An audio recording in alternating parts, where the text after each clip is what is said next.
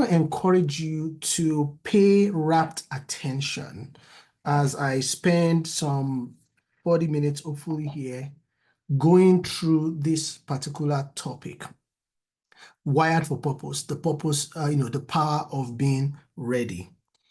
And one of the important ways to gain a lot from this talk is to have a context in mind. And I will help you with that with time. What I mean by that is relate it to something that has happened to you or that you are in the process of, and begin to apply it in your mind. That's one of the best ways that I've seen that things like this really stick. So I would like to ask you a question, just everyone.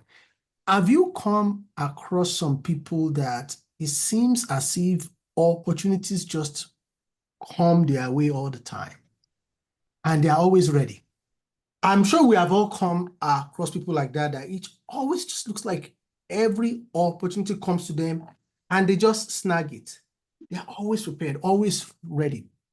Have you ever at any time, and this can be painful, had an opportunity come your way and you had to take a pass because you just didn't have what they required?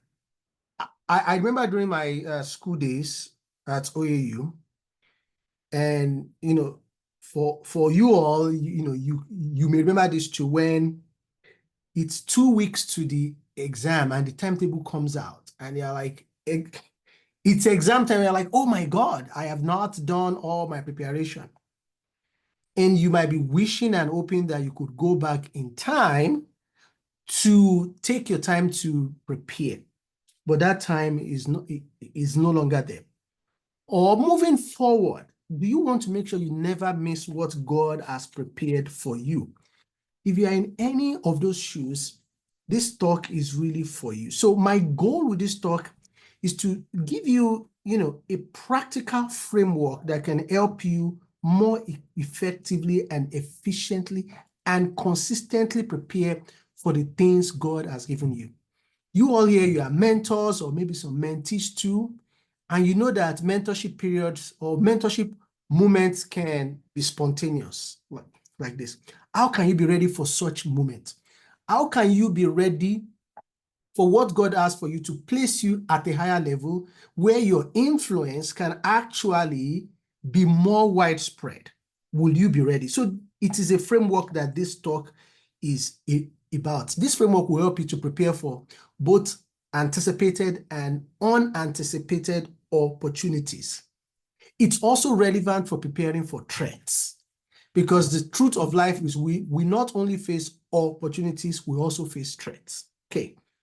Now let me, and this is why you should care, right? The Bible says in Luke 12:35, Jesus said, be dressed for service and keep your lamps burning. Always be ready. So there are 3 stories that I want to tell you, and those stories carry one message. First is my personal story, okay? So July of 2012, one morning, a phone call just woke me up. And, and when I picked it up, it was a friend of mine from medical school. We had graduated 3 years prior, and we hadn't even spoken until that time. So this guy called me. His name is Tunde, because he became aware of a new scholarship being offered by the federal government, which I qualified for. So, and he did not qualify for it, but he knew that I qualified for it. So this scholarship was supposed to fully fund graduate training in any of the top 25 universities in the world. Okay, the plan was to give it to the 100 brightest graduates, at that time, and they would cover the full cost of tuition, the flights, the stipends, and all of that. So, well, so you had to be first class, or if you were in medical school, because we don't use first class and second class and all of that, you have to have distinction, or at least two distinctions, one in the preclinical year and one in the clinical years. And I'll tell you this, during my days in medical school, it was very difficult to get a distinction, very difficult. So, well, it turned out that I was fortunate that I had just two distinctions in medical school, and I was the only one in my class that had that, and it was distributed one preclinical and one clinical, right? So I applied for this scholarship, and I was shortlisted with about 400 other candidates throughout the country. And then, you know, we knew that, you know, they were going to ask aptitude questions, you know, straight lights and all of that stuff. So I went to buy this 50 naira, you know, current Facebook, and I headed to Abuja. But something happened the day before the test. As I got to Abuja, I fell ill with a stomach bug, and I was vomiting. I was stooling, and I had no strength. In fact, I almost fainted. That's one of the few times in my life that I almost fainted, a day before the aptitude test. So we then went there to write the test, and the way they did it was that once we all finished the test, the results came to your phone within minutes, right?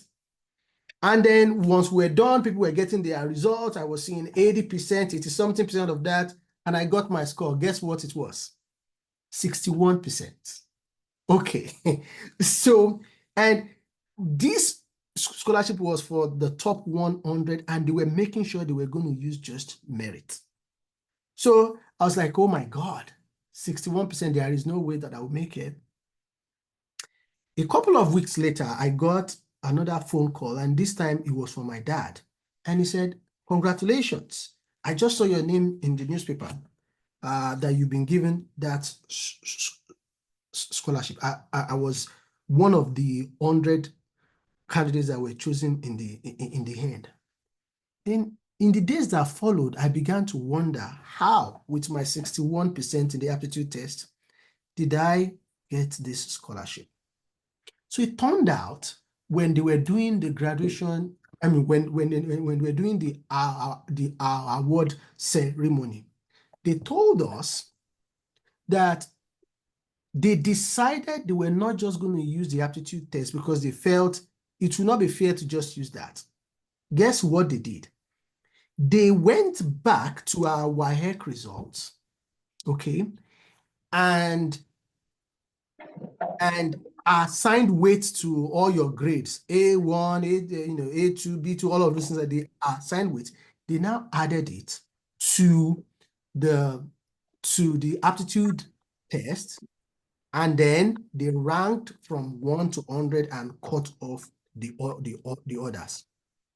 Now, the profound lesson here is this: I could never have anticipated that at that level, I was past medical school. At that level, my high grades, my high school grades would speak for me. I did not know. The second story that I want to tell you is a story of David, which I'm sure that many of us are familiar with. So, David was the last son of his father, if you read 1 Samuel 17. And it was Jewish tradition at that time that if you were the last born, you kept the sheep. You were in the wilderness, you'll be keeping sheep. The older ones will go to war and go and fight war, right? So while David was banished into the wilderness keeping sheep, he had no idea that his faithfulness and dedication and skill to keeping his sheep safe were building portfolios for his credentials. He did not know. And so when he appeared on that battlefield and he heard Goliath, something clicked in him because he had been hearing the roaring of lion and had been fighting lions and bears in the wilderness, not knowing that God was preparing him. He had been keeping his sheep safe, and now it's time to keep his countrymen safe. So what he did was he had to package his CV to convince Saul that he was qualified to take on Goliath. The third story I will tell you, I'll actually read this, is the story of the 10 virgins. And that's from Matthew 25, 1 to 13.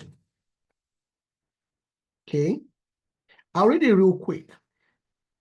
At that time, the kingdom of heaven will be like 10 virgins who took their lamps and went out to meet the bridegroom. 5 of them were foolish and 5 were wise. The foolish ones took their lamps, but did not take any oil with them. The wise, however, took oil in jars along with other lamps, along with their lamps. The bridegroom was a long time in coming, and they all became drowsy and fell asleep. All of them became drowsy and fell asleep. Then, at midnight, the cry rang out, "Here is the bridegroom, come out to meet him." Then all the virgins, all of them, they woke up, and all of them, they trimmed their lamps. But the foolish ones said to the wise, "Give us some of your oil, our lamps are going out." "No," they replied, "they may not be enough for both of us and you. Instead, go to those who sell oil and buy some for yourself." Okay. But while they were on their way to buy the oil, the bridegroom arrived. The virgins who were ready went into him to the wedding banquet, and the door was shut. Later, the others also came. "Sir, sir," they said, "open the door for us." But he replied, "I tell you the truth. I don't know you. Therefore, keep watch, because you do not know the day or the hour." Okay? If you read this, you will realize that the virgins had some things in common, right? First of all, they were all virgins. They all took their lamps on a mission to meet the bridegroom. The bridegroom was delayed for all of them. All of them became drowsy and all of them slept off. When the midnight cry sounded, all of them got up, and importantly, all of them trimmed their lamps. Okay? But it is from that point that their paths began to diverge, or so it seems. Their path had already started diverging long before the cry for the bridegroom actually came, right? So the 5 wise ones had already taken extra oil just in case. But the other 5, they went with the oil that was already in their lamps. 5 had no worries because they had extra oil, so they could sleep. But 5, they began to see their lamps giving out, and they realized that the delay of the bridegroom meant that their lamps would not last. The 5 wise went into the bridegroom, while the foolish ones went to the dealers, which is what they should have done long ago when the wise ones were doing it. The door was open to the 5 ones, but the door was shut to the foolish ones. These 3 stories that I've told you, my Yale story, that I got the scholarship, David's story, and the story of the virgins, they have some common themes. And for the purpose of this talk, I will highlight 3 common themes. Okay, these are the common themes, right? First of all, there was a time-limited opportunity that appeared on the horizon. Okay? For me, it was the scholarship. Actually, when my friend called me with the scholarship, it was a couple of weeks till it would close. It was a time-limited opportunity. For David, that time-limited opportunity was Goliath. For the bridegrooms, for the virgins, that time-limited opportunity was the appearance of the bridegroom, right? Now, there were actually 2 phases of preparation, and this is where you need to pay attention for that opportunity. The first phase is what I call the phase of broad preparation, and I'll tell you why. This is the phase where the opportunity is not yet there, okay? Or you don't know the specifics of the opportunity, or you don't know the timing of the opportunity, and you cannot predict it with any degree of certainty. For example, in my case, I did not know that there was going to be a federal government scholarship when I was in my secondary school writing my WAEC. I didn't know that there was going to be a federal government scholarship that will require the specific grades of my WAEC. Because, I mean, I did my WAEC in 2001, and this scholarship was 2012. I didn't know. David had no idea that there would be a Goliath he could fight when he was keeping his father's sheep. The 10 virgins, they knew they were expecting the groom, but they could not accurately tell when the groom would arrive. Okay, this phase of preparation, when the opportunity is not yet defined or is only vaguely or broadly defined, is the phase of broad preparation. Now, the second phase of preparation is what I call the targeted preparation. This is the preparation mode that you transition into when a time-limited opportunity shows up. In this phase, you now have to narrow down or tailor your preparation within an allotted time to harness the opportunity to meet the moment. Okay? For me, that was when my friend called me, right? And buying that 50 naira book. But you will realize that my targeted preparation failed me because I was sick and I could not control that. But my broad preparation came to my rescue when my targeted preparation failed. We will get to that. For David, his targeted preparation was packaging his wilderness experience and drawing parallels in order to be able to convince Saul to fight Goliath. You need to go back and read that 1 Samuel 17 and see how David drew those parallels to allow Saul to let him fight Goliath. For the 10 virgins, who knows what their targeted preparation is? Their targeted preparation was trimming their lamps. All of them were trimming their lamps. But some people, they were just trimming an empty lamp, right? You can trim your lamp from morning to night when the opportunity shows up. If you have failed in the phase of broad preparation, it will all be for nothing. You're just trimming an empty lamp. Okay? So,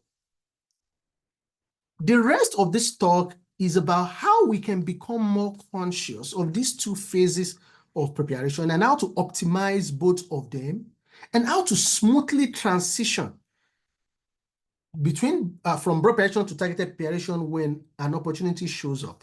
Okay. What I want you to do next is, if you have your pen and paper there, or if you want to do this mentally, I would like you to think about an opportunity that you currently enjoy. So I would like you to draw 3 columns in a table, okay? So first column, broad preparation, then targeted preparation, then opportunity. But I want you to start from the opportunity. Think about an opportunity that you currently enjoy. Maybe it's your work, or maybe it's even this mentorship program. Maybe it's some investment, something like that, or even your marriage. Okay? Now, then just go backwards. Think about what you did to prepare when the opportunity appeared. Okay? When they say, okay, there's an opportunity, there's an application for a job or something like that, what did you do? Then take a step back after you have written that and look at the things you did way in the past when you did not know that that particular opportunity was going to show up, but ultimately ended up being critical for you to get that opportunity. I'll give us just about 1 minute to do this exercise, and I would like somebody who is bold to just walk us through what that table looks like for them. So we have 1 minute.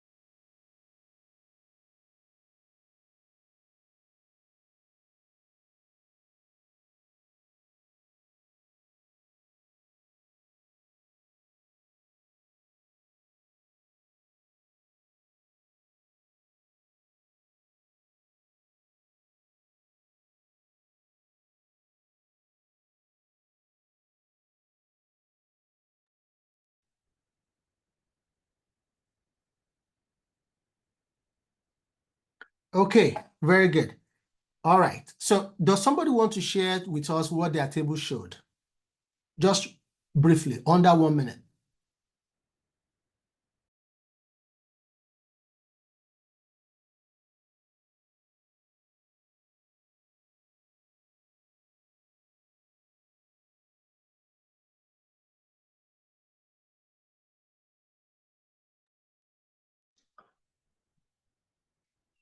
Dear mentors, please somebody should come forward. Sorry, it's not me at the moment. No, if you don't mind for me to talk again, I don't. Yes, I don't mind. please.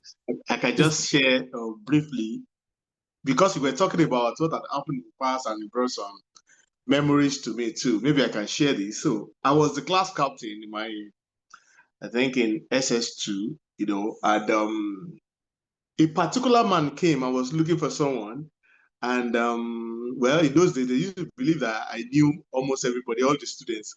So the person that the man asked did not know who that person was. So he came to call me and said, please, can you attend to this man? So I just saw the man and said, good afternoon, sir. How are you, sir? And the man was looking at me like, you are too respectful if you want to help someone. So I just said, okay, yeah, well, how can I help you? And I said, I'm looking for this particular person. I said, oh, yeah, that name sounds familiar, but I don't know. And I started moving from one class to the other, calling out their class captain, because I knew almost all the class. Each class captain, do you have this person in your class? And like I left my class and I was doing that, the man was looking at me. When I finished all that, the man said, wow, this is great. Like you took your time and you went until you found the person. And after speaking with the person, the man said, I own a continuing education center, because I was going to a very the kind of school that it's a very, very low school in terms of academics. So the man said, you can come to I will give you a scholarship. Come to my continuing education center. Okay, I just felt, well, I was attending one. I didn't know that I was not attending anything. By the time I got to that place, so I'm transiting from the preparation from maybe just being respectful, caring for people, to a place where I got that scholarship. And it wasn't a big deal because I attended for free, maybe for 1.5 months or something. And after that time, he said, okay, yeah, you might have to pay. But at that point, I knew I couldn't go back, because the way they were coaching people, the intimidation, the encouragement from other guys, I saw guys that saw their future and they were ready to take it seriously. So I started working out with them. I started attending the coaching center, and that maybe changed something in my psyche. I knew I could make medicine or dentistry that time. So it helped me change something in my anticipation for the future. And I think that helped me to know that I could go ahead, because I was now working with people that, I mean, we all entered, medical and dental school together, and it was fun all the way. And I think that was the opportunity I saw. It wasn't a opportunity I prepared for intentionally. It was just broad, but then became a targeted, along the line. So maybe I hope it's relevant to what you're discussing. Absolutely relevant. Absolutely relevant. And it harkens back to the story of David just doing something faithfully, not knowing the opportunity that is waiting for him, that is leading him to, right? And you did not know that the man had the continuing education stuff, right? And then you got the offer and you went for it, and one thing led to the other in an escalating space of opportunity. So thank you very much for sharing that. So I would like you to, just keep that kind of context in mind if you have a story like that. And then we'll sort of go through a little bit more some characteristics, right, of broad preparation versus targeted preparation, right? So we've talked about, okay, that broad preparation is what you do when the opportunity is not defined or only vaguely defined, right? While you do targeted preparation when the opportunity is clearly defined. Okay. In the phase of broad preparation, you get many shots, each of them low stakes, right? You can try and fail and try and fail and try and fail and try and fail. But when the opportunity shows up and you have to do targeted preparation, usually you get a one stakes, or you get a one high stakes shot. Okay, there's an interview, you go for it, You fail, you don't get a job. That's it, right? One shot. But the challenge is many of us waste the many shots during the phase of broad preparation, those low stakes shots, showing up every day, right? Doing your due diligence every day, building, taking one step after the other, trying and failing. That's where many of us fail. Okay. Broad preparation, it tends to be cumulative in nature, right? Look at the story that our brother shared with us, right? He was going from class to class, then he was taking one step after the other in his progress, right? In broad preparation, you take cumulative steps. In targeted preparation, usually it's one decisive moment, okay? Broad preparation tends to be embedded in routines and can be unconscious. Let me ask you, what does your routine look like? Is your routine taking you towards somewhere, or you're just spinning your wheel? Every day is like the other. You're just doing the same thing over and over again. Are you preparing broadly for something? Okay, but in your routines. When David was faithfully keeping his father's sheep and defending them from wild beasts, he was cumulatively developing leadership skills during his daily routines. He was being prepared unconsciously to face off with Goliath and ultimately to become the undisputed greatest king of all time in Israel. Yeah. So what are you doing with your daily routines? How are you broadly preparing your mentees, okay, in their routines? How are you broadly preparing your children, if you have them, in their routines? How are you broadly preparing your subordinates, okay?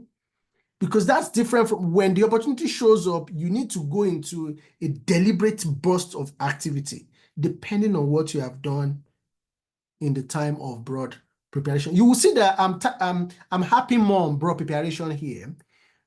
And we'll talk some more about targeted preparation, but I'm passionate about broad preparation because this is where many of us fail. Okay. Timelines. In the phase of broad preparation, usually there are no clear or strict timelines, right? You're just living your daily life. Okay, there are no deadlines yet. But in targeted power bank for 10 minutes. But in targeted preparation, there is time constraint and it is externally imposed, right? There's a deadline, right? And so many of us, right, I think we are familiar with the 4 quadrants, right? If you are not familiar with it, this is a construct championed by the late Stephen Covey in his book, The 7 Habits of Highly Effective People, in which it looks at 4 buckets of activities, right? On the what do you call it now? On the x-axis will be things that are urgent versus things that are not urgent, while on the y-axis are things that are not important versus things that are important, right? So quadrant 1 is about urgent and important things, while quadrant 2 is about things that are not urgent but important. Okay. And so on and so forth. Now, let me ask you, and I want somebody to speak up. In what quadrant do you think the most effective people spend most of their time? The most effective people. Is it quadrant 1, 2, 3, or 4? Don't be scared to guess. It's okay. I'll say quadrant 2. Quadrant 2. Does anybody have a contrary opinion? I would say 1. Okay. Okay. So why do you say 1?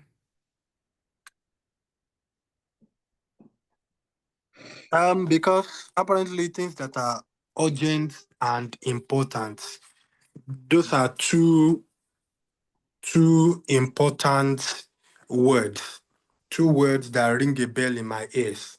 So Yep. urgent, important, puts you on your toes. So you want to do those first before considering any other thing. Okay. Yeah. So I mean, makes a lot of sense. So the question is, where should one spend the most time, right? Like, if you're an effective person, would you normally spend your most time in quadrant 1 or quadrant 2? Mrs. Alade, you Yes, said sir. quadrant 2. Why did you Yes. do that? Okay, I said quadrant 2 because quadrant 2 is important. It has to do with long-term planning, as we have the expo already here. Long-term planning, like for maybe a goal we want for ourselves in future.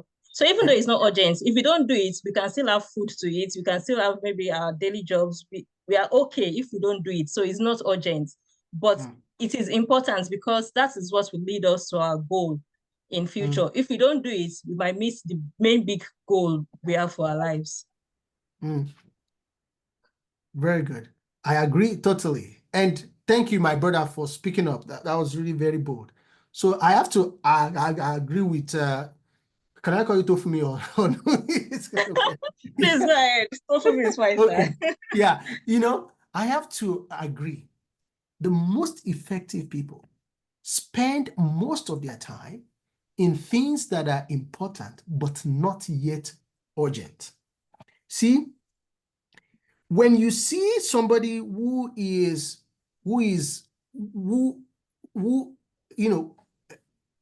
with whom every important thing becomes urgent, that person is usually not planning their time very well. They are not structuring, or maybe they are doing too many things, right?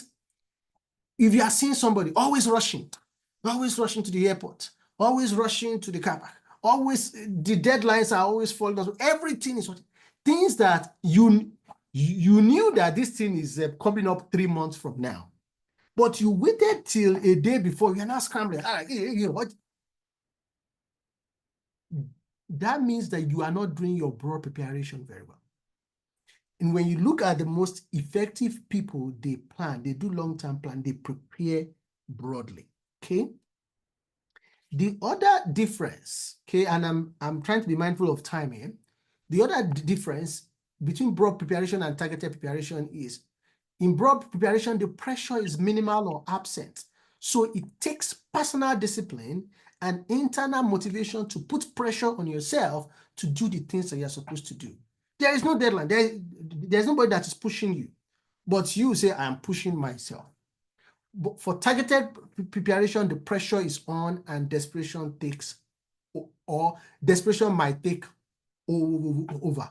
But if you have done your work in the face of broad preparation, even during targeted preparation, you might be relaxed, like the 5 wise virgins. You just need to wake up and trim your lamps and pour some extra oil. There is no need for a lot of hassle. Okay, right? In broad preparation, so broad preparation results in a gradual transformation that may be difficult to quantify, which is why many people don't do that. Like before exam time, even before the semester starts, all the readings that you do, right? It may look like it's not making a lot of difference, but you are getting gradually transformed. And I am not bragging, but one of the things that really worked for me in medical school was that even before the school session starts, I begin to read, because it gives me time to digest slowly. There's nobody that's pushing me. I have time to transform and grow gradually. So when the exam time comes, I still work hard, like it's a burst of activity, but I'm no longer desperate because I've done the work right. Okay. Broad preparation helps you to build a habit, while targeted preparation helps you to deploy the habits that you have built, or crash out if you have not built any.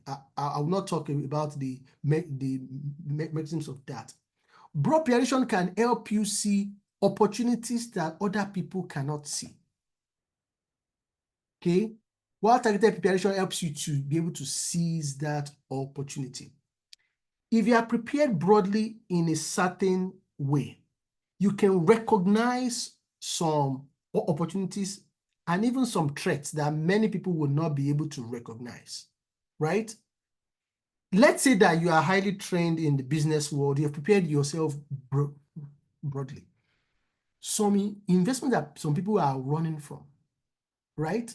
You will see things like, wow, this is a lot of money, but people will say this is crap. But because your brain is sensitized by broad preparation, as a mentor, if you are broadly prepared, you've allowed God to prepare you.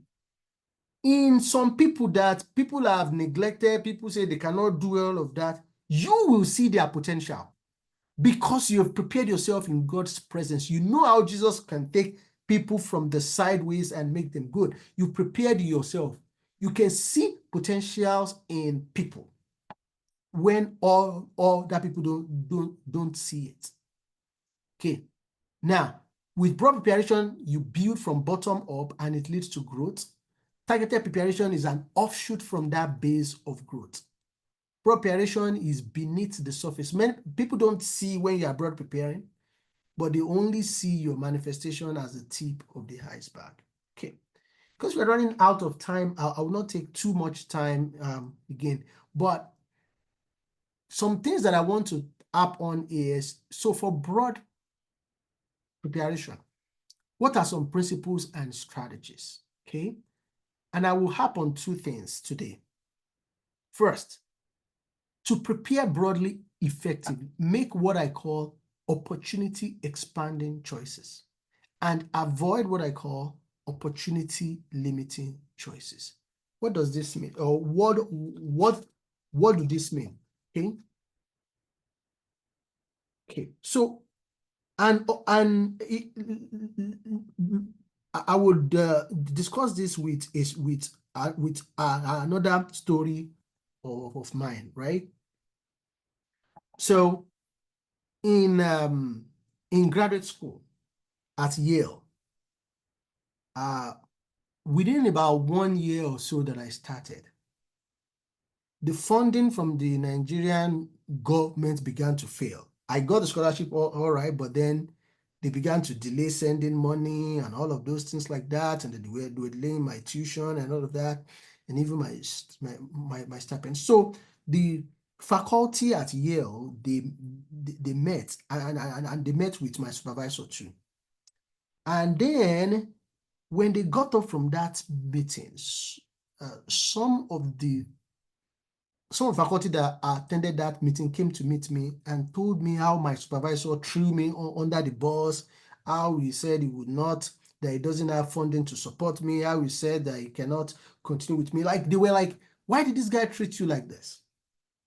So, well, when my supervisor came to me, he was like, well, I'm sorry, you have to leave my lab and go to somewhere else. So what did I do?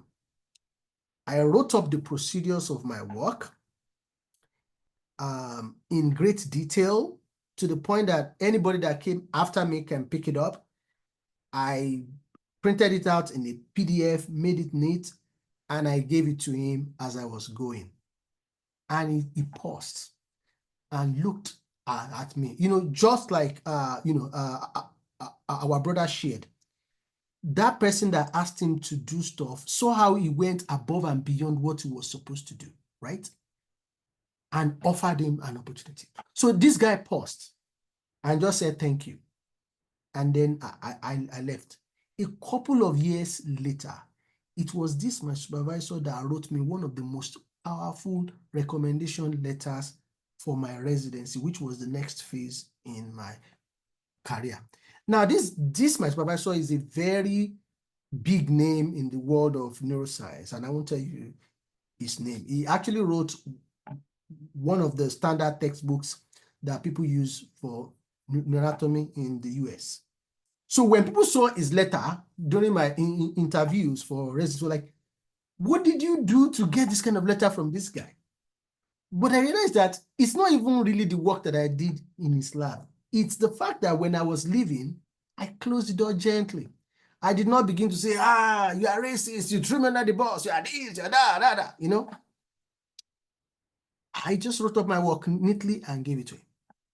That was an opportunity expanding choice at that point, because I opened up further doors for myself in the future. If I had gone the other way and I was accusing him and all of that, I may have limited my choices. So let me give you some examples of opportunity expanding and opportunity limiting choices, okay? All right. Like in the case of Esau, if you sell your birthright for pottage, okay, you sell your values, you sell out. That's an opportunity limiting choice. But if you value what God has given you and you keep it very well and you don't sell out, you're making an opportunity expanding choice. So ask yourself, are you known as a honest person or a dishonest person? Are you known for sacrificing and volunteering and caring for others and being dependable? Just like our brother taught us that we cannot be selfish with some things. Are you known to be that person? If you do that, you are expanding your choices in the future because people will come to you with other things, with juicy things. But if you are selfish, you are unkind, you are being unreliable, those are opportunity limiting choices. Do you do your due diligence when no one is looking, or you cut corners when no one is watching? Are you committed to a life of doing the maximum possible or only barely doing the minimum required? Like, yeah, what's the minimum that we can use to get out? That's what you aim for. Are you proactive or do you procrastinate? Are you into saving and investing, or you just splurge and spend? Do you spend time connecting with others, building relationships, or you isolate yourself? Look at that, my friend that called me about the scholarship. If he didn't call me, I would likely not have known of that scholarship. If during medical school I was proud and arrogant and I wouldn't make any friends, and I still, because I said, okay, I'm brilliant, then nobody will tell me about that opportunity. So we are deceiving ourselves when we isolate ourselves. God has not made us to be isolated. God has made us to fellowship with each other and to connect with each other. Do you spend time learning new things, exposing yourself to differing opinions, okay? Or do you only stick to what you know? You have a narrow mind. You shut down any dissent. If you do that, then you are narrowing your choices. Are you into trying and failing and learning and repeating the cycle, or you are the type that avoid challenges, okay? So I think for today, I'll just spend, let's just spend time on the broad preparation. And I am writing a book on all of this, and I hope that with time, maybe when that comes out, you will get more on the targeted preparation and some other things. There's a whole lot more that I wanted to discuss with you today, but I would like to respect your time. Okay. And the other thing that I would say about broad preparation is you have to be fanatic about facing the truth early and frequently. Because that, especially when it comes to preparing for threats that you don't know, you have to, in your situations, you have to always say, what is the truth? Am I growing or am I not growing? Am I gradually failing or not? Okay? Don't wait for the opportunity or threat to reveal the truth. Find out the truth for yourself. The same way we want our mentees to seek feedback is the same way we as mentors must seek feedback. We don't even wait for feedback. We seek feedback because that helps us to adjust and course correct so that when the opportunity finally comes, we are ready, okay? And that is the power of facing the truth and seeking the truth. Okay, I think I am going to stop there for the sake of time, and I'm just going to summarize. I'm going to just summarize the take away point from broad preparation, right? To prepare broadly, make sure you are making opportunity expanding choices and avoid opportunity limiting choices. Make sure you face the truth early and frequently.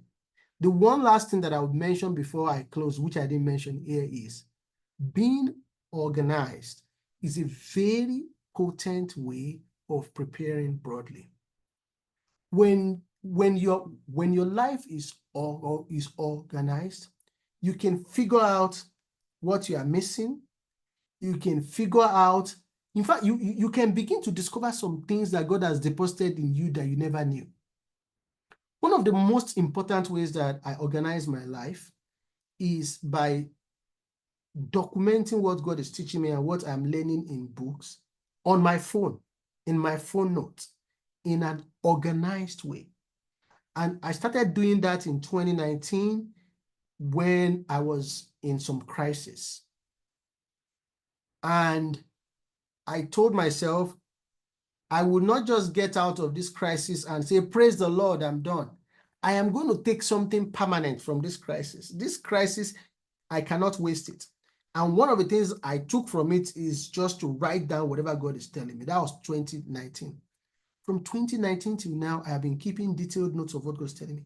Sometimes God will direct me to something that He told me in 2022. Or sometimes I will hear a message and I'll say, I've heard this thing before in 2021, and I'll go back to it and update it. And my notes have grown. Sometimes I am in a spiritual desert time in which things are dry. I have something to fall back to because I've taken a lot of organized notes. It is from these notes that I've taken that I'm writing a book. It's from this note that I'm taking that I'm speaking to you today, from some things that God has told me several years ago. But for many of us, we just take notes on some sheet of paper or toilet roll and all of that. It's like ever learning, never coming to the knowledge of truth. Sometimes God can give you pieces of ideas of something huge, something big, scattered over time. And it is left to you to organize them and put those pieces together. That is your broad preparation. Because when you put them together, bam, one day an opportunity will just show up. And they will say, we need this and this and this and this. And before they finish saying, they will say, we need A, B, C. You say, I have A, B, C, D, E, F, and this is it. You are not like the foolish ones that say, hey, you need A. Oh, where do I get A? I have to prepare for 1 year for A. No, you are ready. And you know exactly where those things are. You know where to pick them from if you are organized. And I pray that God will bless us in Jesus' name. I think this is enough for today. So I would like to ask if you have any questions. Wow. Thank you very much, Dr. Adeolu Morawo. In fact, everything you said was just resonating with me, and I'm sure it's the same with all of us here. Okay, so I've put it in the chat earlier that you should please jot down your questions. I will take them after. So please, you could come off camera or come on camera if you want. You could just raise up your hands and let us know that you can come on camera, or you can drop your questions in the chat. Concerning questions, I think I would like to start. I had one that I actually prepared before the start of the meeting based on the topic. So let me quickly ask my question, please. All right. So the question is actually inspired by real experiences from two of us here in this meeting now. Number one, a dear sister applied for a highly competitive role with an international organization. She progressed far in the selection process, but unfortunately, she missed a crucial email that was requesting references. By the time she discovered it, that stage had passed and the process had moved on. So that was very strange to her because she was checking her emails. But unfortunately, she missed that. And it was I can tell you it was a very great opportunity. In my own case, so the second story is my own case. After years of hoping to meet a public figure that I deeply admire, someone whose vision aligns with mine, I finally got the opportunity. His assistant scheduled a virtual meeting and I was prepared. dressed for the moment with my presentation, everything ready. I logged in early, but as the time passed, I didn't see them. I was wondering, I assumed maybe it was canceled. I sent an email to the assistant, but she didn't respond on time. So it was only later I saw an email from the assistant saying they had been on the call, but they couldn't see me. So it turns out that I had overlooked the 1 hour time difference between Ghana and Nigeria. Because even though they are both West Africa, Ghana does not use West African time. I knew this before. It was not my first time of knowing it, but fortunately, I don't know how that happened. And I had that time zone problem. It was painful, and I could have totally lost the chance. But thankfully, he graciously agreed to reschedule. So the question is this: in moments like this, when we miss life-changing opportunities despite our preparation, what advice would you give us as Christians on handling the disappointments, keeping our confidence and staying ready without letting such setbacks define us, bringing it closer home, like without us concluding that it's our village people at work?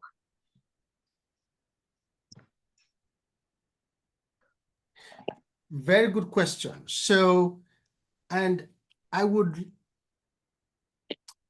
like to answer that question 2 ways. So, first of all, stuff happens. That's it. That is life, right? It can be painful, but stuff happens. There is no guarantee that one will not make a mistake. It is what life is made of, and some mistakes can be costly. But I think the most important thing, so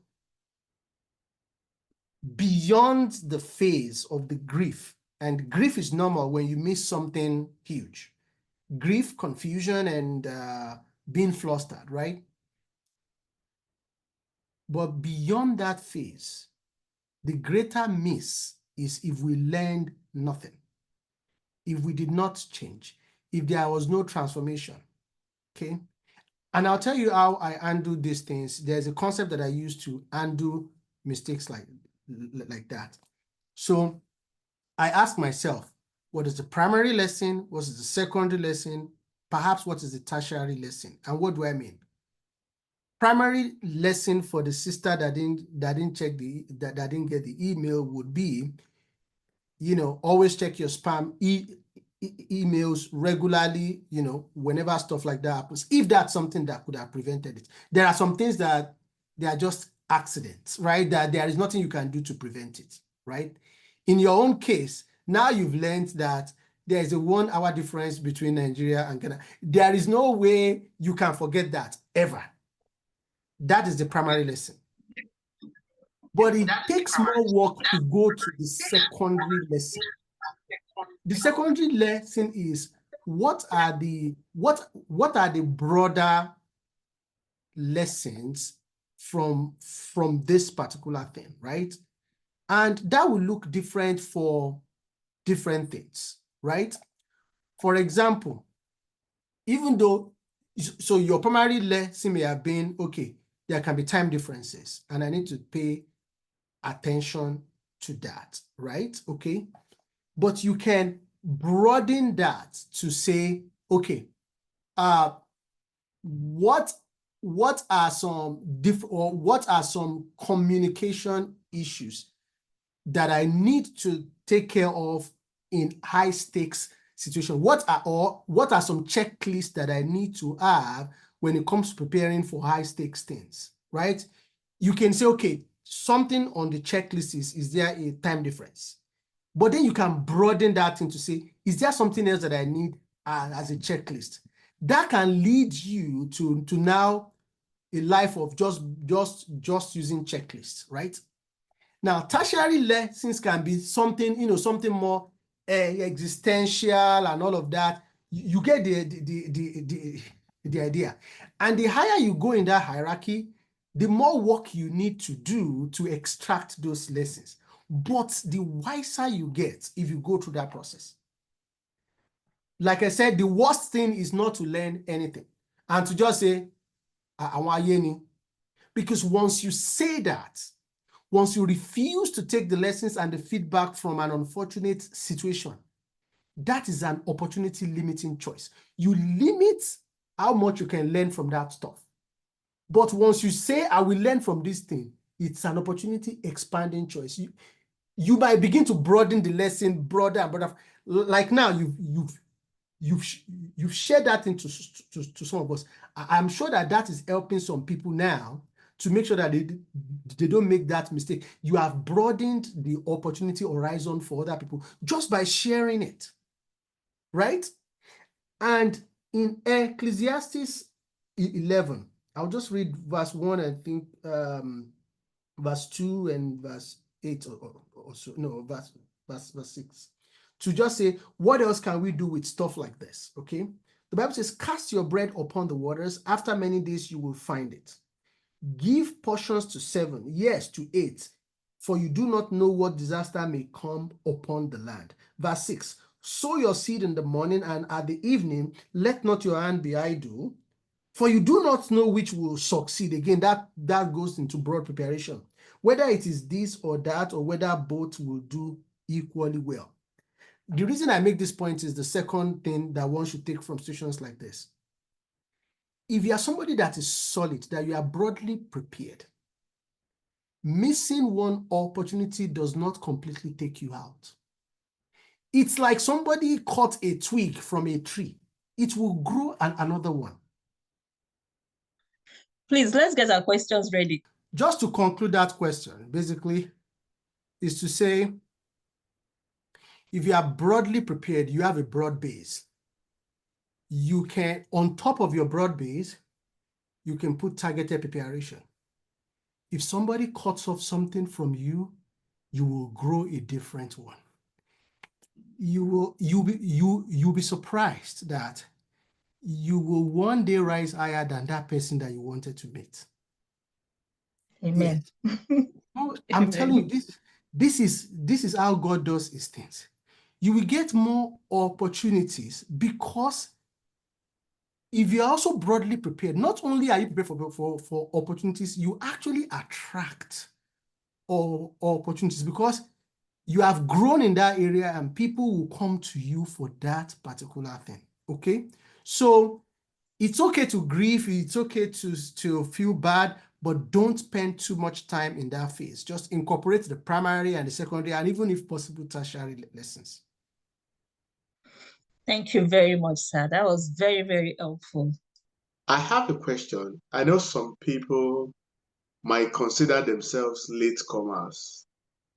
Like, it's easy for you to look at people and say, okay, in their 30s, they're already doing great things.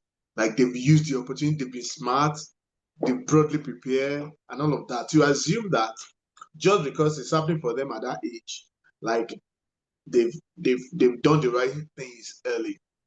How can someone that feels old, like in 50s, in their 60s, still think, is there still hope for me? Can I still have an opportunity to maximize things? Is there something great that can still happen to me with time? Yeah.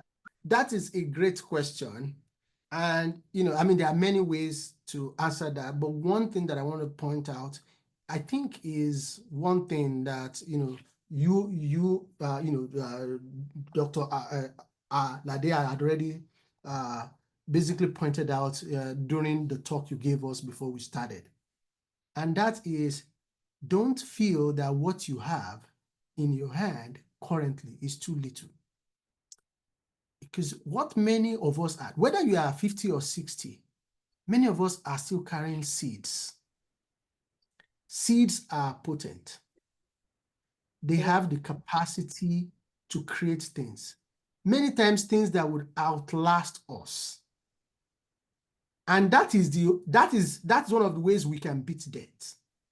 It's about sowing seeds that can outlast us. And you cannot really predict the future or the extent of the future of seeds because it is beyond the tree that grows. That tree will produce fruits, that will have seeds, that will scatter seeds and produce trees. And you cannot. So, and that's what God told Moses at 80. What do you have in your hand? I was like, a rod. And God was telling him, what you have in your hand is more than a rod. Throw that rod down. It is with that rod that that rod will swallow all the rods of the magicians. It will turn, Nile into blood. It will part the Red Sea. It will bring water from the rock. He had no idea. He was just holding that piece of stick in his hand for years, likely for 40 years when he was a shepherd. So if you are older today, instead of looking at the other people that are younger or people that have done so, don't look externally. Look first at what is in your hand. And this is why it's also important to be organized. When you organize your things, you begin to see some patterns. If you go back and write down, what am I good at? You will be surprised at some things that you see, right? But many of us, we are waiting for that fanfare. We are waiting for somebody to, to give some things to us. There are some things that will land on your lap because you are good, because you have worked around it, But there are some things that you have to go and ask for. Like David. David was brought from the wilderness to be anointed. He didn't ask for it. His brothers had to wait for him. But when he came to fighting Goliath, he had to ask for it. He continued to ask and ask, can I fight this man? Who will help, who will allow me to fight this man, all of that, right? So, just to wrap up that point, do not despise what you have at any particular age, okay? And we all have places in God's hand. If we in God's plans, we have our races to run. We must never compare ourselves to anybody. Okay, whatever you have in your hand, start using it. Because if you wait one more year, then you get there and say, I should have started this thing last year, right? Just start today. Start small and grow and grow gradually. And you will be surprised what God will make of what you have. Thank you very much, sir. It's never too late. I like the exposition from Moses that was a perfect example, like even at 80. So it's never too late. I think the most important thing is that we do not die with these potentials. We must make sure that we have done everything possible while on it, no matter at what age. I was working somewhere here in the UK when I first got there as a call center in all these mobile telecommunication companies that supply broadband and all that. So a woman was calling. She had already been having some issues and she wanted the issue solved. So she was saying that, from what she was saying when I picked that call, she was saying that she's writing a book and she's 80 years old. She was writing a book and she needed some help concerning things to make things work. So that even I couldn't help her at that point, thank God someone else was able to help her. But at least I didn't forget that experience. That wow, at 80, she was still writing. People still do great things. Everything that you can do while on earth, just make sure you do it. It will not be nice when we now get to God and say, I could have done this, I could have done that, I didn't do. I pray God helps us in Jesus' name. Thank you very much, sir. There is a question in the chat by Mentor Joy Ajayi. I think I saw it. Okay. Should I read it out or you will? I can read it out. So this is a very great question. In a challenging or even hostile environment where your efforts are never appreciated, how can one prepare and distinguish oneself for greater opportunities? This is a very apt question, and not knowing the specific circumstances, because there are some circumstances that if you have a choice and you can leave and find something else, there are circumstances like that, okay? So let me not disregard that. But I would say in many cases, this is a situation that many times you can flip on its head and I'll briefly tell you my story. As you know, as a visa or holder in the US, when you finish residency, there are only certain places you can go, right? So, you know, I applied to go to an academic center that I'd wanted to go, that qualified for that particular criteria, an underserved area, but it was a big hospital. But then somebody dropped the ball and I couldn't get in. So I had to scramble in the last minute to get to the place where I work today, okay? Which is a community hospital, okay? Well, it turns out that it's a smaller hospital, and I am the only neurologist in, not just in the hospital, in the old town, in this old town of like 53,000 people, right? So, but here was I, you know, very academically trained and all of that. Now, in my case, they appreciate me, but they really cannot give me the environment that I want, you know, that stimulating environment. But I have to spend 3 years there, as in minimum, based on visa stuff, right? I had a choice to say, let me just while away all these 3 years because I don't feel that my skills are appreciated here in a way. But I chose to say, I will give my very best to this community. And you know what happened? The whole thing flipped on its head. Opportunities nationally that I would normally not get if I were competing with other neurologists in a bigger center. I'm getting them because there is no one else to get them. Okay, I am the only neurologist, and they have a stroke program. I have nobody to compete with to be the stroke director. I am a stroke director, but when you read my CV, you say he's the stroke director. You say, you know, your mind will say, this guy is the best among 1,000 people. Yes, I am, but the truth is, you know, I flipped it on its head, right? You're like, you know, big fish in a small tank. The situation that you are describing here is the same thing that David passed through. Like I told you then, David wasn't keeping sheep because you know he just liked to keep sheep. It was Jewish tradition. If you were the last born, you are to keep the sheep. And if you read 1 Samuel 17, in 2 places, the Bible said that, and Jesse was old.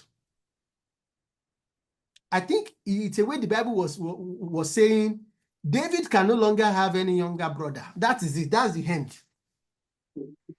David was sentenced in his life to be keeping sheep, perhaps until he married and all of that. His brothers, they were the ones doing the prestigious thing. They were following Saul. They were the warriors. You know, they were appreciated. But what happened in the wilderness when David had no competition in the wilderness? If David did not keep those sheep, the wolf would get them. The lions will get them. He had no competition. In a place where you are underappreciated, there are some perks, right?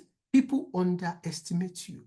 And then if you are faithful and you dig in and you just bring out some paths, you're like, what? What is this?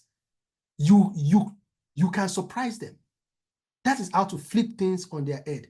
Those his brothers, those David's brothers that were following so of that, they had to wait for him to fight Goliath for them. They have from the least soldier to Saul, all of them had to wait for David. So it is what you make in your secret place, right? In your secret place, you have no competition, really, right? You can be excellent in what you do, okay? That is, and that's one thing that we have as believers. God wants us not just to be faithful in spiritual things, but even in secular things. That's how people know that we are children of the Most High, right? Now, if God has told you it is time to leave this place, it's time to move to somewhere else. This is a toxic environment. I'm taking you from this place. Yes, God can tell you that. But wherever you are, as long as you are there, be faithful. Be faithful. Wow, thank you very much, sir. That's very important. Be faithful when no one is watching. Thank you, sir. Okay, so there's another question from Busayo. Oh, can you see that, sir? Yes, and it says, how do you navigate uncharted territories where one has tried to find mentors in the field, but none within reach? Very, very good point. So there are a couple of practical things you can do here. First of all, you should never see a mentor as somebody who will teach you every single thing, or who you will model every single thing from. That actually restricts you. Every one of us is unique, and because of that, often we need multiple mentors for different areas of our lives, right? So and I think you had mentioned I think it was in the mission statement about indirect mentorship. Well, I don't know what that means in that context, but you can get mentors to partially mentor you in certain areas of life. A mentor doesn't necessarily have to be in your field or doing exactly what you are doing. Like, like I'm also by myself here, and I don't have someone here with me, but I have people in sort of similar situations, or people that can lend me experience based on things. You might be seeking mentorship about how can I do much with little, and the person that will mentor you may not necessarily be in your profession, but you like the way they are doing much with little in their own field, so just take from them. So don't be discouraged that you are not finding somebody who is doing exactly what you're doing. Sometimes you are the trailblazer. It is why God has put you there, to blaze a new trail, to do something new, something different. That doesn't mean that you do it by yourself. It just means you need to identify the various components and find people that are good in those fragments and get mentorship from them. Wow, great. Thank you very much, sir. We are trailblazers. Wow, that's great. I will take that forward and be carrying myself as one. All right.